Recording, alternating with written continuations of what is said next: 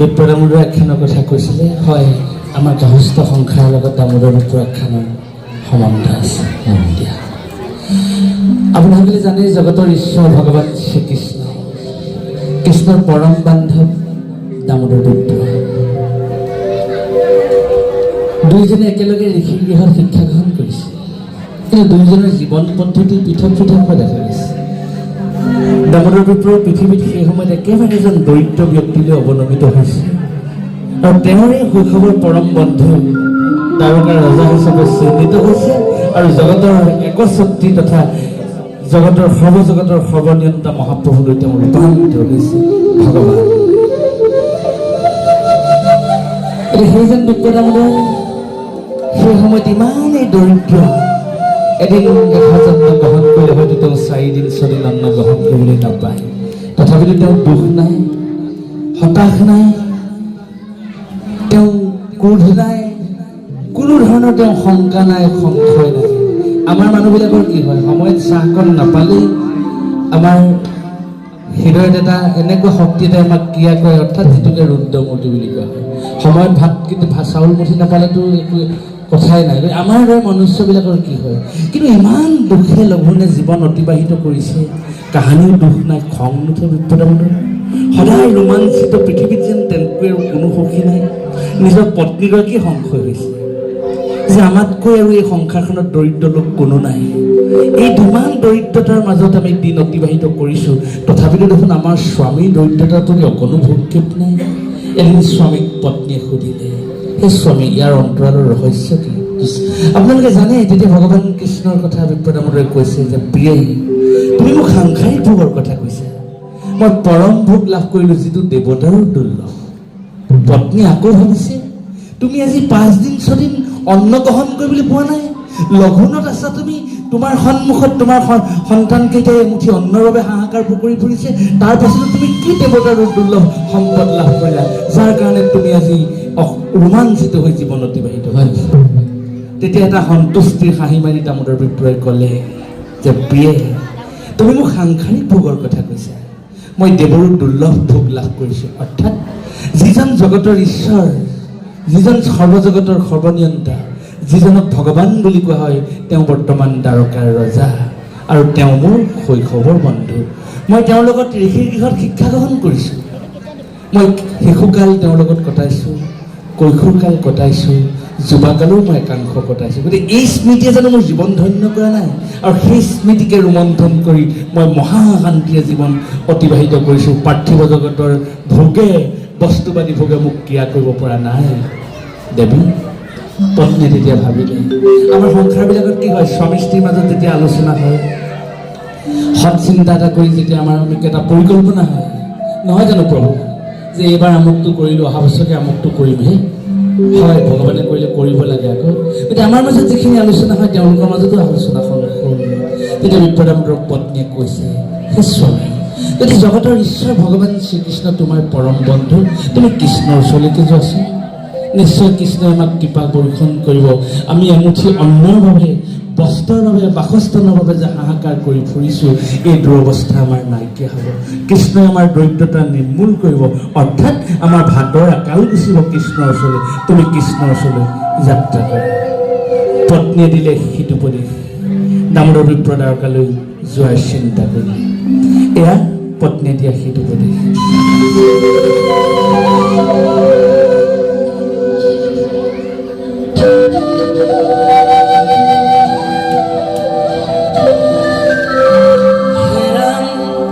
বিপ্ৰ দামোদৰ পত্নী বোলে, শুনা প্ৰাণ স্বামী, আমি অতি দৰিদ্ৰ ব্ৰাহ্মণ,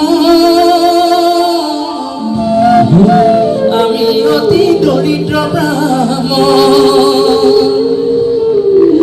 ঘৰে ঘৰে ভিক্ষা মাগি কটাই আছো দিন ৰাতি, ঘৰে ঘৰে ভিক্ষা মাগি কটাই আছো দিন ৰাতি, অন্ন বস্ত্ৰ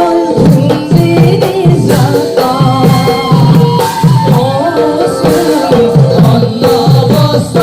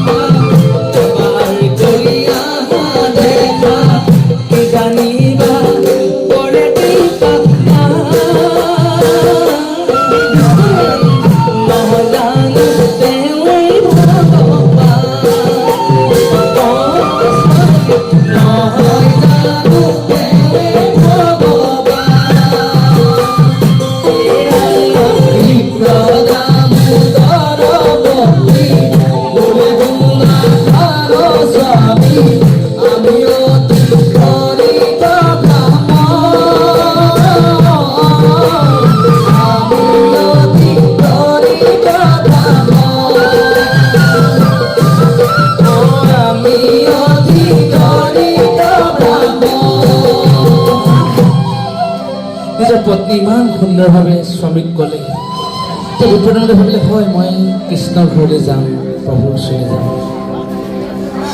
বিপ্ৰদামোদৰ আখ্যানখনে আমাক জীৱনৰ কথা এটা এটাকৈ কৈ গৈছে, সাংসাৰিক কথা, আমাৰ জীৱন পদ্ধতিৰ কথা, জীৱনৰ কৰ্মৰ কথা বিপ্ৰদামোদৰ আখ্যানে কৈ থৈ গৈছে। আপোনালোকে জানে যেতিয়া পত্নীয়ে ক'লে, তেতিয়া বিপ্ৰদামোদে ভাবিলে হয় মই কৃষ্ণৰ গৃহলৈ যাম, কিন্তু এটা সমস্যা হ'ল মোৰ প্ৰিয়ে, সমস্যাটো কি হ'ল যে মই সুদা হাতখন লৈ সখীৰ গৃহলৈ কেনেকৈ যাম।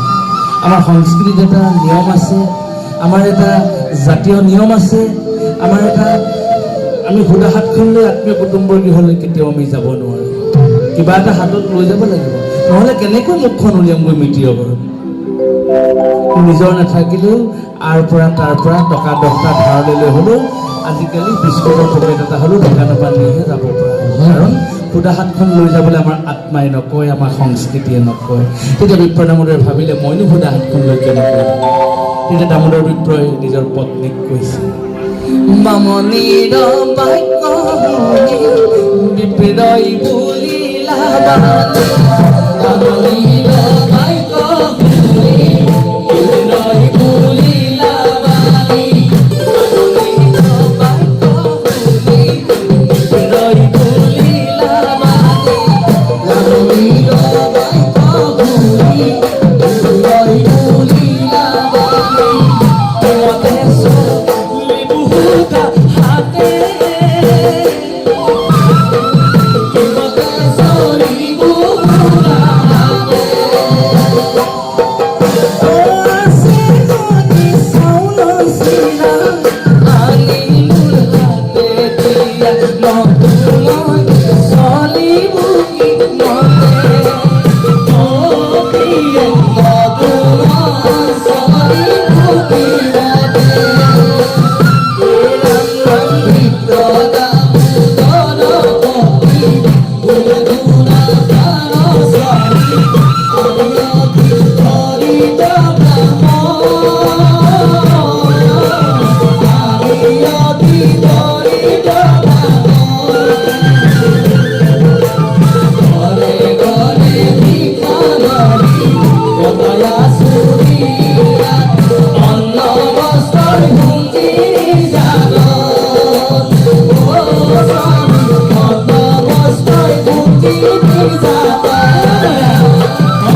আপোনালোকে জানে যেতিয়া নিজৰ পত্নীয়ে ক'লে তুমি কৃষ্ণৰ ওচৰলৈ যোৱা আৰু প্ৰভুৱেও তোমাক কৃপা কৰিব,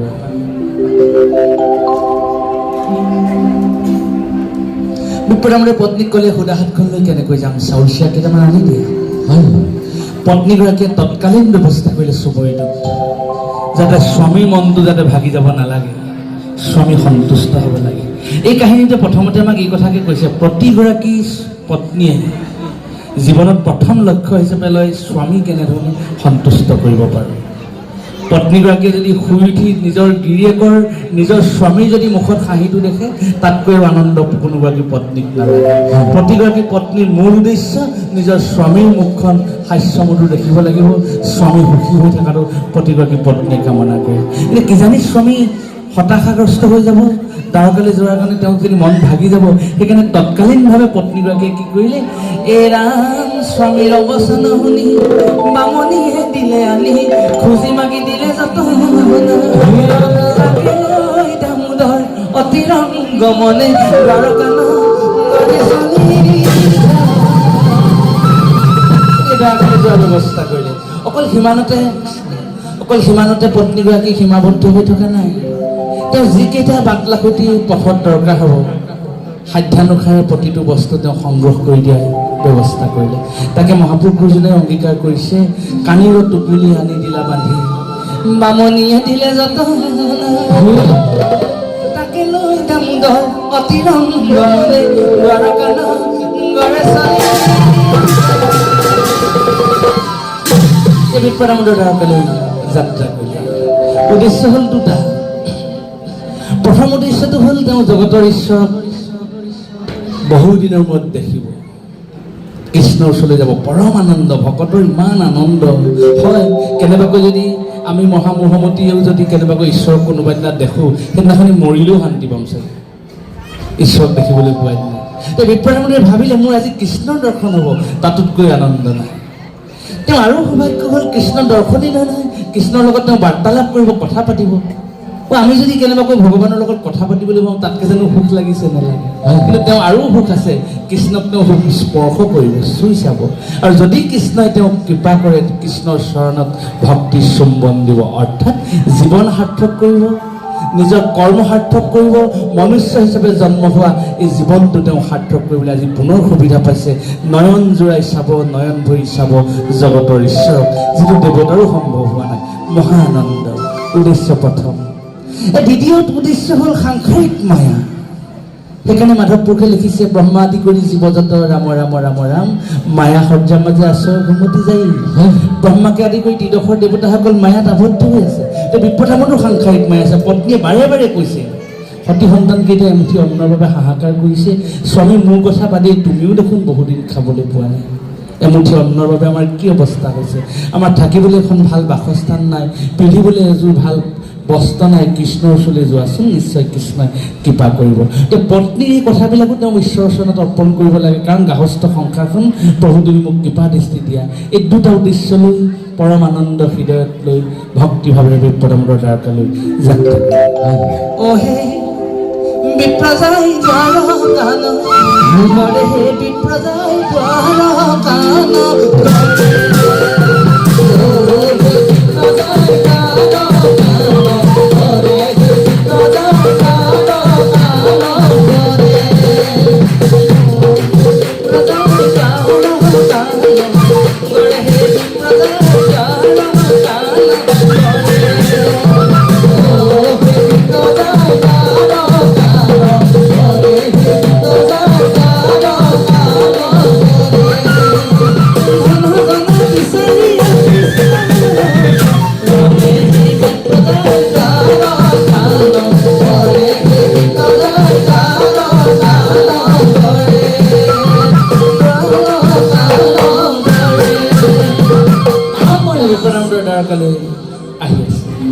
কৃষ্ণৰ চৰণ চিন্তা কৰি কৰি বিপ্ৰদামোদৰ দ্বাৰকালৈ আহি আছে।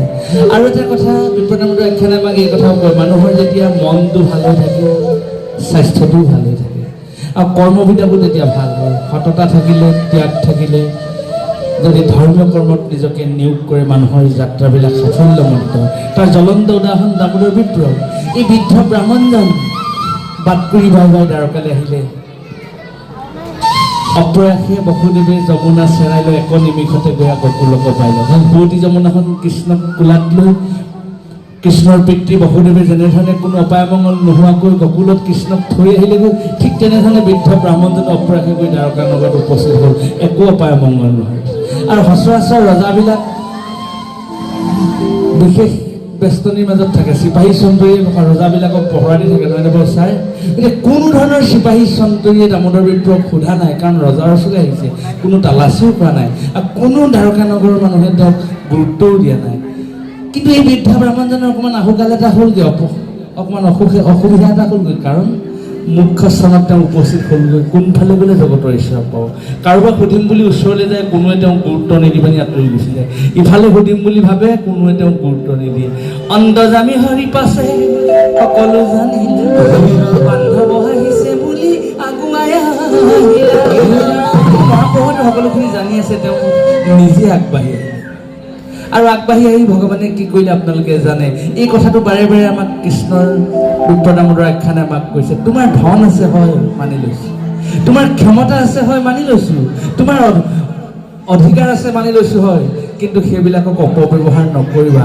অতিথি দেৱাই হ'ব।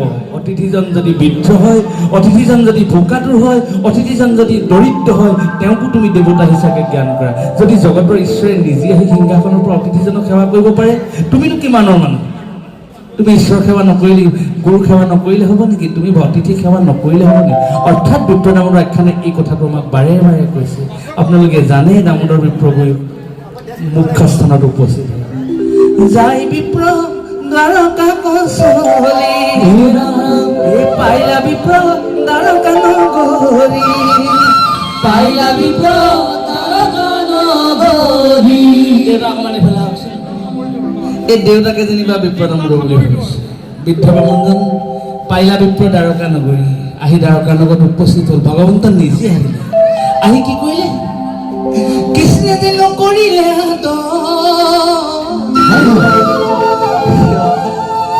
শৈশৱৰ সখা তুমি বিপ্ৰ দামোদৰ শৈশৱৰ সখা তুমি বিপ্ৰ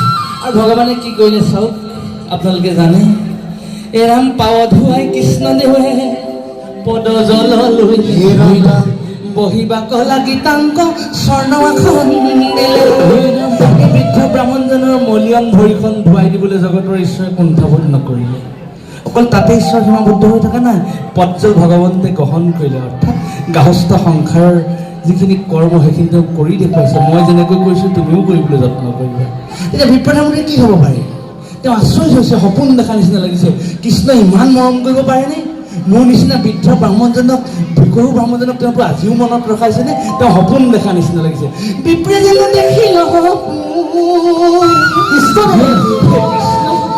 হে কৃষ্ণ তুমি হম বন্ধু হৈব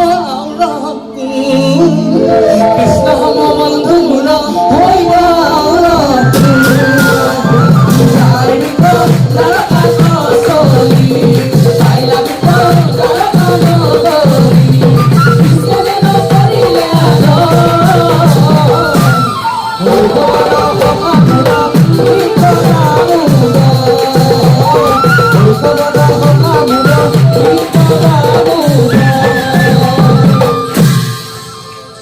এহিমতে বিপ্ৰদেৱ দ্বাৰকাত বহিছিলা কৃষ্ণৰ সান্নিধ্য পাই আনন্দ মিলিলা ঈশ্বৰৰ সান্নিধ্য পাই তেওঁ পৰম আনন্দ মিলিলে তেওঁ দ্বাৰকাত আহি যেতিয়া পালেহি ঈশ্বৰৰ সম্পৰ্ক পাই ইমান তেওঁ আনন্দিত হ'ল এৰাম গুৰু গৃহ নানা কথা আলোচ্য কৰিলা বিপ্ৰৰ গাহস্থ কথা কৃষ্ণে নুশুধিলা গুৰু গৃহত যিখিনি ঘটনা হ'ল সেই ঘটনাখিনি কথা বাৰে বাৰে কৃষ্ণ গোসাঁই তেওঁৰ লগত আলোচনা কৰিছিল কিন্তু তেওঁ কোনটো অসুবিধাৰ কাৰণে তেওঁ বিপ্ৰদামোদৰ কৃষ্ণৰ গৃহলৈ আহিলে সেই কথাটো কিন্তু সুধিবলৈ ঈশ্বৰে কিন্তু সুবিধা নাই অন্তৰ্যামী হৰি পাছে সকলো জানে বিপ্ৰৰ চাউল চিৰাক আপুনি খুজিলা ভগৱানে সুধিছে তুমি মোলৈ কি আনিছা বিপ্ৰদামোদৰে কৈছে মই একো নাই অনা এতিয়া বিপ্ৰদামোদৰে তাত গৈ মিছা মাতিবলগীয়া হৈছে কিয় আমি ভাবি লওঁ তেওঁ হয়তো মনটোতে ভাবিছে যে সোণৰ ৰাজকাৰী সোণৰ আট্টালিকা সোণৰ হেতালিত তেওঁ বহিছে সোণৰ পাত্ৰত তেওঁক খাবলৈ দিছে যে এই ঈশ্বৰৰ বাসগৃহত সোণ খটোৱা স্থানত তেওঁ সেই মলিয়ন মোনাখনত অনা আৰ ঘৰে তাৰ ঘৰে ভিক্ষা বিচাৰি অনা চাউল মুঠিনো কি মূল্য আছে মইনো কেনেকৈ দিব আপুনি মই হ'লেও আগবঢ়াই দিব নোৱাৰোঁ তেওঁ হয়তো তেনেকুৱা এটা শংকা আহিছে অন্তৰ্যামী হৰি পাছে সকলো জানি আজুৰিয়া নিলা কৃষ্ণে তাক লৈ খাইলে ৰুক্মিণী দেৱীয়ে আহি হাতত যেতিয়া ভগৱানে জানে আপোনালোকে জানে ভগৱানে যেতিয়া চাউল চিৰা খালে ৰুক্মিণী দেৱী আহি হাততে ধৰি আহি ক'লেহি যে স্বামী তুমি আৰু গ্ৰহণ নকৰিবা তেতিয়া ভগৱান কৃষ্ণই আৰু গ্ৰহণ নকৰিলে এতিয়া ঈশ্বৰৰ লীলা ব্ৰহ্মাদি কৰি জীৱ জগতে কোনেও বুজি পোৱা নাই বিপ্ৰদামোদেৰেনো কেনেকৈ বুজি পাব তেতিয়া বিপ্ৰদামোদৰে হয়তো ভাবিলে মই নাম গাই থাকোঁতে ভাবিলোঁ বিপ্ৰদামোদৰে কি বুলি ভাবিব হয়তো এনেকৈ ভাবিব দেহিও মই অনা চাউল চিৰাকেইটা বন্ধুৱে সখাই গ্ৰহণ কৰাৰ কাৰণে হয়তো লক্ষ্মী ৰূপা ৰুক্মিণী দেৱীয়ে হয়তো দুখ পাইছে বেয়া পাইছে তুমি ইমান দৰিদ্ৰ ব্যক্তি অনা চাউল চিৰা কিয় গ্ৰহণ কৰিছে হয়তো তেওঁ বেয়া পাইছে সেইকাৰণে ভগৱানে চাউল চিৰা আৰু নাখালে তেতিয়া তেওঁ নিজৰ সংসাৰখনলৈ মনত পৰিলে মোৰতো বান্দৰী সমৰ এগৰাকী পত্নী আছে যেই নহওক মোৰতো এখন সংসাৰ আছে মোকো তেওঁ এটা দায়িত্ব দিছে নহয় কৃষ্ণৰ ওচৰলৈ যোৱা নিশ্চয় কিবা এটা কৃষ্ণই দিব মই মনোবাঞ্ছা পূৰ্ণ কৰিব লাগিব তেওঁৰ একো নহ'লে মই ইয়াতে থাকিলে মোৰহে নিজে মই সন্তুষ্ট হ'ম, হয় মোৰ সংসাৰখনৰ অৱস্থা কি হ'ব। এদিন তেওঁ ভগৱন্তৰ ওচৰৰ পৰা বিদায় ল'লে। এতিয়া ভগৱান কৃষ্ণৰ ওচৰত তেওঁ মনে মনে বিদায় লৈছে যে প্ৰভু মোক তুমি আশীৰ্বাদ কৰা, মই মহামূৰ্খমতী। মই যদি ভকত হ'লোহেঁতেন তোমাৰ ওচৰত মই ভক্তি বিচাৰি আহিলোহেঁতেন, আৰু তেতিয়া তুমি মোক ভক্তি দিলাহেঁতেন, মোক কৃপা বৰ্ষণ কৰিলাহেঁতেন। মোৰ উদ্দেশ্যই বেয়া, মই তোমাৰ ওচৰতে ভোগ বিচাৰি আহিলোঁ, সেইকাৰণে তুমি মোক কৃপা নকৰিলা। কিন্তু তুমি মোক এই কৃপা বৰ্ষণ কৰা, কাৰণ তুমি বিনে গতি নাই কৃষ্ণ, তুমি বিনে গতি নাই। মোৰ পত্নীও যাতে মোক তুচ্ছ তাচ্ছিল্য নকৰে, তোমাৰ কৃষ্ণ এনেকুৱাই নে, তেতিয়া মই বৰ দুখ পাম মোৰ পত্নীক, আৰু তুমি মাত্ৰ তোমাৰ ওচৰতে চলাব গতি দিয়া। নিজৰ সাংসাৰিক দায়িত্ব বুজি নিজৰ গৃহলৈ বিপ্ৰদামোদৰ যাত্ৰা কৰিলে। মন দুখে বিপ্ৰদেৱে গৃহে চলি গৈলা, জগত ঈশ্বৰে মোক একোটি নিদিলা। ওৰেতো জীৱন কৃষ্ণ কৃষ্ণ কৃষ্ণ কৃষ্ণ কৃষ্ণ কৰিয়ে আহিলে, কৃষ্ণ কৃষ্ণ কৰিয়ে জীৱনটো পৰিসমাপ্তিৰ ক্ষণত আহি উপনীত হ'লে। সদায় আনন্দ, আজি যেন কৃষ্ণই তেওঁক একো নিদিলে। কি হয় কেতিয়াবা যেতিয়া অভাৱ অনাটনে আমাক কয়, দাদা বোলে মোক ৰাতিপুৱালৈ টকা 200 দিবচোন। তই কালিয়ে কোৱালে দিলোঁ, মই অমুকক দি দিলোঁ নহয়। সেই 200 টকাই হওক বা 1000 টকাই হওক বা যিয়ে নহওক, সেই কৰ্মটো আমাৰ দৰে মানুহে যেতিয়ালৈকে আমি সুসম্পাদন কৰিব নোৱাৰোঁ, আমি এজন ব্যক্তিক ভাল বুলি শলাগো ল'ব নোৱাৰোঁ, কাৰণ তেওঁ আমাক সময়ত সহায় নকৰিলে। কিন্তু জীৱনত ওৰেতো জীৱন কৃষ্ণৰ চৰণত আত্মনিবেদন কৰিছে, কৃষ্ণই জীৱনৰ ভৰসা, ওৰেতো কৃষ্ণৰ গুণকীৰ্তন কৰিছে। তেওঁক দেখোন কৃষ্ণই একো নিদিলে, তথাপিতো তেওঁ কি কৰিলে? তথাপিতো কৃষ্ণ নাম মুখতনে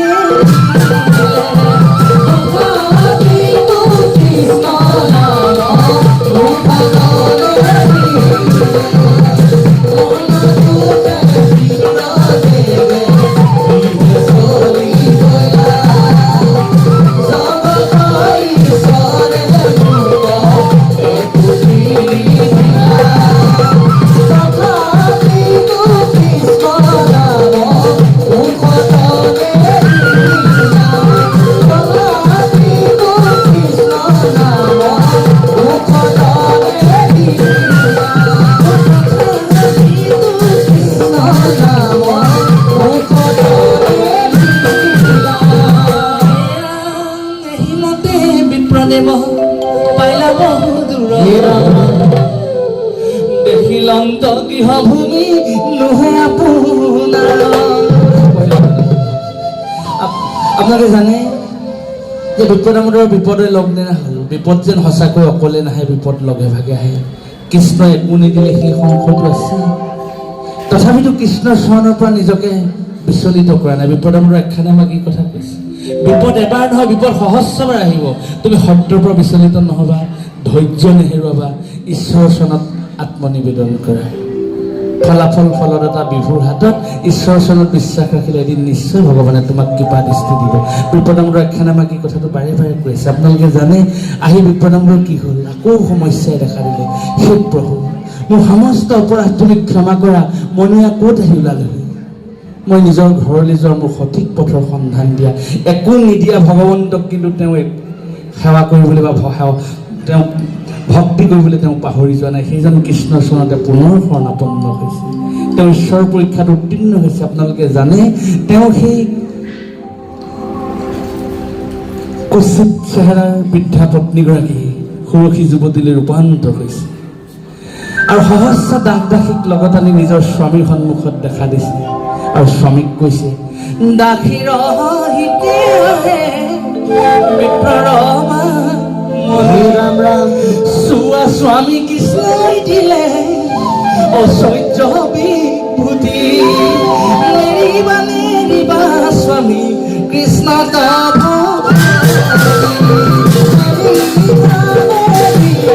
স্বামী কৃষ্ণ